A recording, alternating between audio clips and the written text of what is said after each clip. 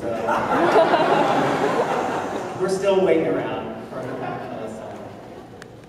I'll tell you a story, you know, just, and I don't think this is in my book, so it's semi-fresh. But when I'm dragging Amanda across the ceiling, we were in the rotating room that was also used for the gravity effect for Johnny Depp's death. But they wanted to give Amanda a handheld camera, an Eclair, and do a cinema verite shot of Amanda filming between her own legs, of Freddie dragging her on the ceiling with Nick on the floor, Nick on the floor looking up. And the camera wouldn't do this because it was unique. And so they got Jacques Hyde, his wife, Amy, who was the focus puller, she was permitted to do the shot. So I think, if I remember, Amanda and Amy swapped out underwear. And Amanda had to take blood off of them, stage blood off of her legs, and smear it all over Amy's legs. And then I actually dragged Amy by her legs in her underwear. And she shot me dragging her on the ceiling. They couldn't use that. It was one of Wes's trades with the censors, because it was such a violent image, point of view, Tina, of Freddie dragging her on the ceiling. But at the end of it, I remember I dropped the legs and I blew a kiss. And I had that sticky Cairo syrup, mucusy steak blood on my blades. And as I blew the kiss, it made a blood bubble. You just see the censors, they'd already just seen between, Tina's legs for 5 minutes. Now they've got a blood bubble, implications. Somewhere that film is in Wes Craven's underwear drawer. Have you ever seen that footage? Do you know what it is? I've seen it on an old-fashioned Bailey's machine, it's a Bailey's small. That's the only time I've ever seen that image. Amanda, is that you being dragged up and thrown around? Yes, yeah.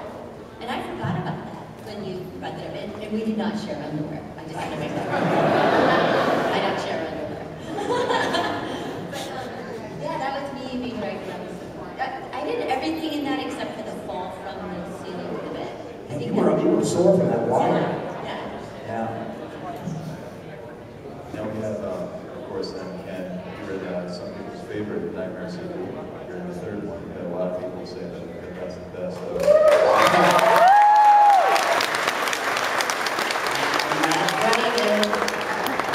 Three and four made the most money at the time. I was in those two. Now, when you came to the franchise at that point, did you feel like you were lugging into something? Did you feel like it was something special at the time? Oh yeah, I paid my rent. No, I was very excited. You got to realize for me, and I say this all the time when Robert get upset at it, because I say this because Robert E.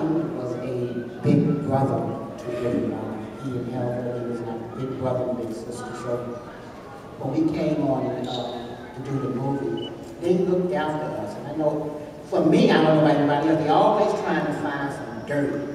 It's just simply wasn't any dirt to tell. And as a writer, I tried to write some dirt, but it just wasn't no dirt there. But also, for the record, so that you would know, Nightmare on Elm Street made history for the African Americans. I'm the first black to ever survive a horror film.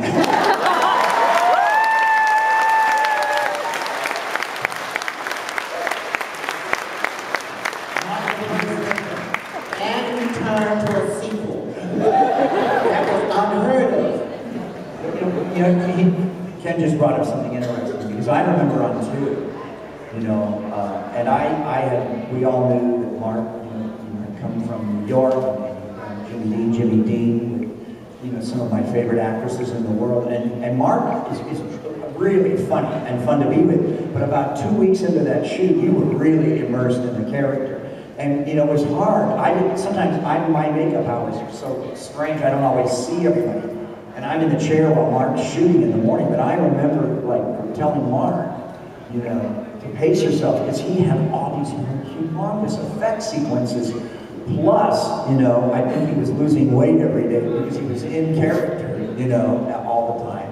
And I sort of used to take, after the first one, and how grooming that was for me, I used to take the young actors aside because they were all giving 110% every day. So you guys, you have to pace yourselves because sooner or later, they're going to put the wire on you. You're going to have to come through the wall, Mark. And that's going to be a 30-hour day, you know. And there hadn't been a lot of that kind of work yet. You know, a lot of people hadn't experienced that yet. And you have to learn sometimes that it's better to give 75% and have the light in your eyes, you know, than to be 110% and to be off your mark with your face half in shadow. You bring up something interesting too, Robert. I think that part 2 actually has it's one of the most interesting sequels. Certainly it has some of the most acting in it. It's a wrestle for Jesse's soul throughout that movie. And so Mark, you have to go through quite a bit.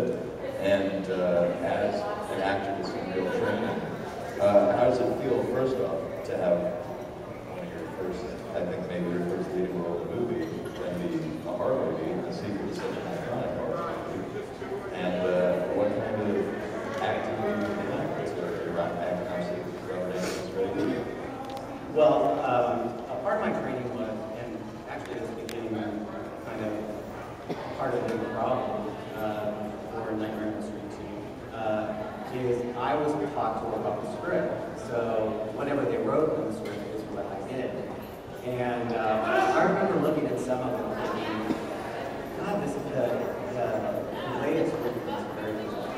Like in Brady's Room, where it says, it doesn't make any sense. Like where he says, you want to be, and the girl wants to get inside her mouth. It's like, and when we played it that way, and you know, the only regret I have with Nightmare on Elm Street 2 is I was hired very late, and the casting director really didn't want me to be part of it, and I throw my picture in the trash can. And a guy named Michael Murphy, who's actually responsible for being hired. And so I just had like a week to get ready. So usually I would pick out my props and stuff, but I didn't. So they were all in place, and I just set designer, which was like the things from and you know, like all the things that you're doing in mind. So, but I loved it. I think as a standalone movie, I think Nightmare on Elm Street 2 stands up. I think the story is really good. I think the acting is good. Personally, I think Robert said is most frightening in Nightmare on Elm Street 2. I think the makeup is amazing in Nightmare on Elm Street 2. And I also think the soundtrack is pretty phenomenal. It is good. And we're doing right now a documentary, Tom and I, actually. And it's called There Is No Jesse.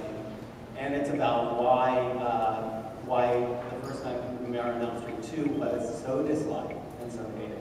But conversely, it has turned around and become so popular, which it has become extremely popular.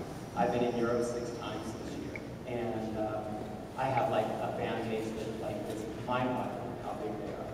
And people have come and said, you know, I saw that movie when I was 13, I fucking hated it. And then I watched it when I was 30, and I thought, oh my God, I never saw this before. And so, you know, I'm very proud of it, and I'm very proud of, you know, being here. I'm glad they found it for another weekend. I call this my Jesse's Revenge tour. So I'm glad, you know, like, Jesse's getting built up. The irony is, too, is that, you know, I finally got, you know, to go on the publicity blitz for part 2, because the first one was put together with Scotch tape, and they ran out of money, and they had to sell out the video rights to Europe. And it was discovered by, you know, friends of the Ramones and 4 Dorm Rats in New Jersey, you know.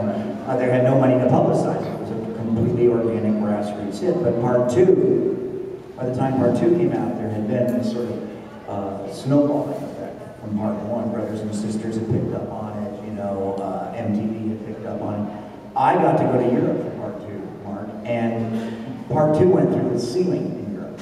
It was huge in Europe. The Europeans got it, you know, and loved it. And when I'm over there also, it's the poster art for part 2 that I see, you know, that comes around. It's just amazing stuff. It's garish and kind it's circus-like, but it's really amazing stuff. And they went, I mean, I have actually photos of like part 2 of the biggest theater in Paris, and the entire marquee, and it's just like, you know, Mark Patton, Robert Englund, Kim Myers, and you know, and it's great stuff. Bob Shays, like smoking a cigarette out on the sidewalk, you know, in the Champs-Elysees, but you know, so it's just strange that the Europeans really got it. I think one of the problems was that we broke one of Wes's rules, which we took Freddie out of the green, and people really bridled that violation of the so-called Wes Craven Bible.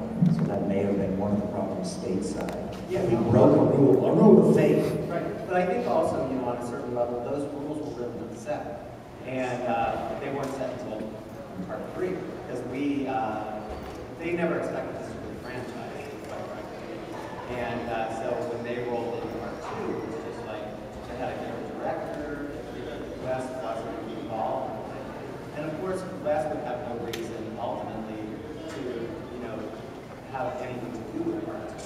I mean, he didn't want to do part 2. He didn't want to do a sequel. And so by the time he came to part 3 and it was his thing again, it wouldn't be in his best interest to, you know, be happy with part 2. So, but I think it's good. And I think, you know, the interesting thing about Europe is that, you know, I get in Europe a lot, and they have like a sort of like function, and they like the second. But, you know, again, like I said, I'm a little I'm very proud of it. Do we have some part 2 fans in the house? Fans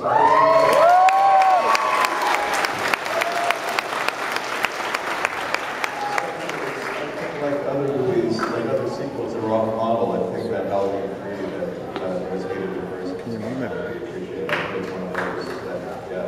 But Robert, I have to ask you, with these young actors coming into the film, you become the elder statesman over the years of these films. Do you feel like we should take them under your wing, or as an antagonist, do you think you should antagonize them?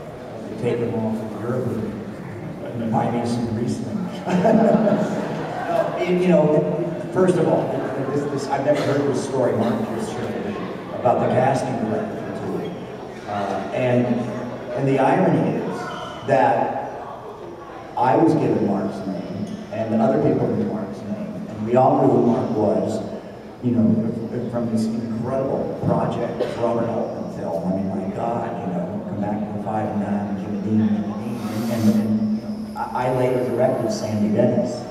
So, I mean, I idolize some of these actresses. And so, while Mark's dealing with the fact that he keeps winding up in the trash, pail from the casting director, we all had heard his name bandied about forever, and he was a draw to us. Mark was like a draw, and he doesn't know that part of it either, which is like, that's just the strange thing in show business, that you never know what's being said about you, pro and con, you know. You know, it's very funny, Robert, that you would say that, because actually Daniel sent to me after, you know, I quit acting after Nightmare on Elm Street, and because I decided it wasn't true. And after Never Sleep Again, it took me 2 years to find Never Sleep Again. And after I filmed it, it brought up a lot of things. I was like, I don't even know why I'm doing it. And then Daniel sent to me all of Robert's transcripts from the things that he said about me in the film that didn't make the film. And, you know, like really touched me a lot. And then a guy wrote a movie for me 5 years ago, and I want not to show it. Not to show it. And I'm going to Bosnia and Berlin on the 19th of November. We started shooting the lead in the new movie. After all these years, and like I live in Mexico. Like I have an art gallery in Mexico. So they come to and say, you're going to Berlin to start a film. So I think, you know, the more open and curious is that, you know, that next opportunity to see if I really have what it takes. Because, Welcome back.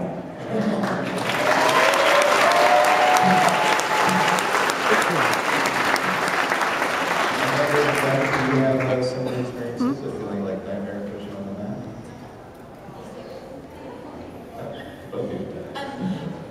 Definitely.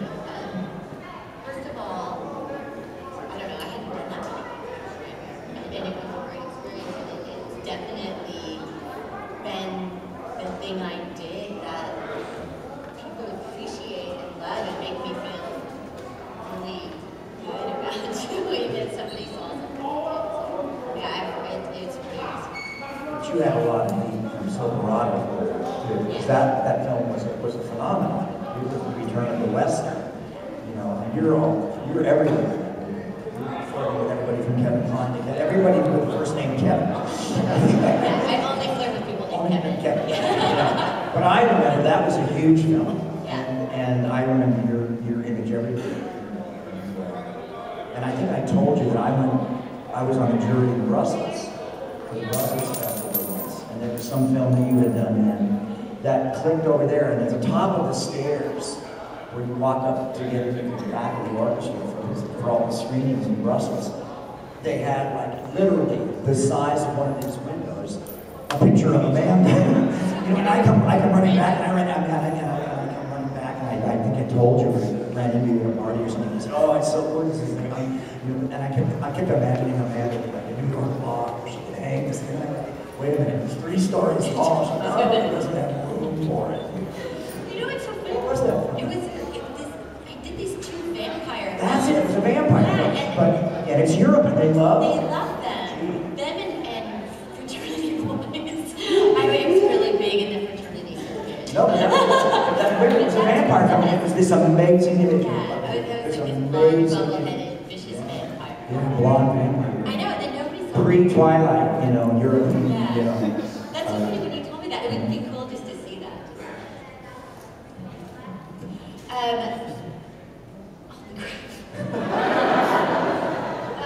want to say Son of A Darkness. senior moment. I'm in a senior moment. I'm having a lot of fun. I think it's called Son of Darkness and Son of Darkness 2. Possibly. I think Son of Darkness 2 has a different name. It's so wonderful for those of us from Penn Roberts at conventions here tonight to be able to meet you and see what a warm and energetic personality you are. Those of us who want to know you as Freddie. Oh, fucking man. Yeah. Do you all get to meet Robert on the set, or is he always in makeup, or is he always Freddie to you? Does he come up and just scare the shit out of you? That's a trick question. Robert got there hours and hours and hours before anybody else ever did. Was already in makeup, and then was there after us having his makeup taken off. So most of the time, he was just in makeup, but he was so much fun and the best raconteur, best stories, and best guidance. Get all the teamsters, all the dirty jokes from the teamsters. And I try them on Heather, because Heather had to trust me. Because I'm like throwing her around like a crotch. You know, but Heather got a little bit pissed. Heather, the Russian lady from Stanford University. No. You know, phenomenally attractive girl. But I would like just the most filthy blue teamster burrito in the morning, you know, craft service joke that I could hear. And I come up to Heather, you know, drinking some KY jelly and whisper in her ear and get a little of my latex boogers on her, you know. And I had to get her to play. I remember that. But you and I was for a while, it was real business. And then all of a sudden we just started to talk. Yeah. Have a cigarette or something. Yeah. I was pretty nervous, I think, just that show. I'd never done a horror film, and I felt kind of nervous and intimidated by the process at first. And then I used to love it. Ken, do you remember all the boys falling in love with Patricia Arquette? Yeah, they did. You and I used to talk about it, because I think you were the only guy. I don't remember if you had a crush on her, but all those other boys had a crush on her. I was older. I knew when to talk. I mean, they were writing love letters. She took me home. I didn't have a car. And I love Patricia Arquette, and I tell you why, because one day I was catching the bus home. She said I would take you home. She had a Volkswagen. And she didn't know I lived in Compton. She said, "No, I'll take you home." And I said, "For real?" So she was driving down Crenshaw. She was just driving. So we passed Stock, and she started shaking. How far to go? So by the time she went on down past Alcon, she just said, "Can you catch the bus to Restaurant?" So I love Patricia Arquette because she was a friend. She was Everybody was a fan. Patricia Arquette was a true trooper. And when we go back, everybody was just in love with Patricia Arquette. I mean, can we call his name Rodney? Rodney was writing love letters, and he would come in my dressing room and have me proofread his love letters. I thought I was in this road company of Cyrano de Bergerac. The only thing that saved Rodney is that he didn't have to talk. I don't think he would have remembered it now. I got one more question I'll ask Robert, then some questions to the fans. Robert, personally, and I know a lot of us here put you in the same league as the classic monster actors and horror actors, the Boris Karloffs, the Lon Chaney's. And I was wondering if you draw any inspiration from those guys, having a character who's a monster and performing in makeup. Well, I discuss some of this in my book, but you know, I was an incredible snob through the early 70s, late 70s. I was part of the American independent renaissance, you know, working with Regal, Sanders, Susan Sarandon, Jeff Bridges. And I was a bit of a snob, and I was also a bit of a theater snob. You know, I was weaned on Edward Albee and Harold Pinter, and that's who I wanted to be for my whole life, Sam Shepard. And I had kind of forgotten that as a child, I was obsessed with Lon Chaney. I had this coffee table book at my godfather's house, my Jewish godfather. I don't want you guys to think I was a nice guy, but and it was this giant book called Life magazine goes to the pictures, meaning the movies. And there was a great section, you'd all love it, on 30s, golden era of horror. And I loved it. And there was a picture of a set still of Frankenstein with a little girl at the lake. And there was a great set still from Daughters of Dracula. And there was a whole fold-out page of the 20s of all of the makeups of Lon Chaney, including the one where he took the placenta off a hard-boiled egg and made his eyes blind. He took the skin and put it over his eyes. Perhaps the first contact lens. And I was obsessed with that at the ages of 7 and 8 and 9. I mean, obsessed. And then somehow I buried that in the back of my brain. I went through all of the cheesy horror in the late 50s as a child. I loved it. I also would go to premieres of Anatomy of a Murder with my parents in Beverly Hills and things like that. So I had that balance. But I mean, I remember Horrors of the Black Museum and you know, great cheesy English sort of faux Hammer films that I loved, and the Hammer films. So I had this great respect for them. And then in the 70s, in a kind of, late 70s, in a kind of stoner phase, my roommates were obsessed with, there was a string of great Vincent Price movies, Dr. Phibes, the great one where he kills the theater critics, Throwing Theater of Blood. Great film if you haven't seen it. And one of my roommates became Vincent Price's dresser on the national tour of his Oscar Wilde one-man show. So I began to pay attention to Vincent Price and rediscovered Laura in a pristine print and films like that. So I have a great respect for Vincent Price. And when I came out of the makeup, and not just the Freddy makeup, but I became the go-to guy for effects makeup for a while. And when I came out of the makeup, probably in 2004, and I was a lot older. I went into the makeup a juvenile. I came out a man. And, but the thing was, I had to act the way I look now. Even though you all still feel young inside, you have to change the way you look, you know. And so I started playing doctors, and I started playing, you know, bad stepfathers and professors and evil scientists. And so I realized I had sort of stepped into those shoes. But part of it was that when this is the way I looked. You know, my hairline had receded back 2 inches, and you know, I had wrinkles, and I grew a beard for some part, I forget what, and kind of kept it for a while.